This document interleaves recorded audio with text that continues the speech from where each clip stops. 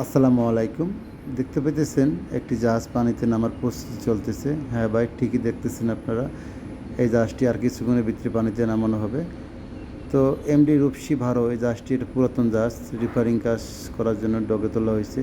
তো রিপেয়ারিং কাজ শেষ করে এখন একদম রং চং কমপ্লিট করে নতুন বউ সাজিয়ে পানিতে ভাসানো হবে ইনশাআল্লাহ।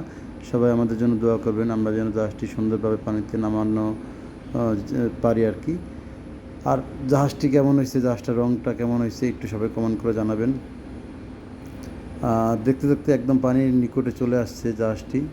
আর কিছুক্ষণের ভিতরেই জাহাজটি পানিতে ভাসিয়ে দেওয়া হবে একদম নদীর বুকে। তো দেখতে থাকুন আপনারা।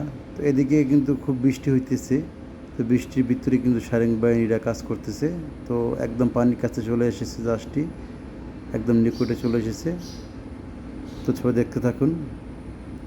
তো অবশ্যই সবাই আমার চ্যানেলটি সাবস্ক্রাইব করে পাশে থাকবেন। এরকম সুন্দর সুন্দর ভিডিও নিয়ে আপনাদের মাঝে চলে আসবো। আল্লাহ হাফেজ, বাই বাই।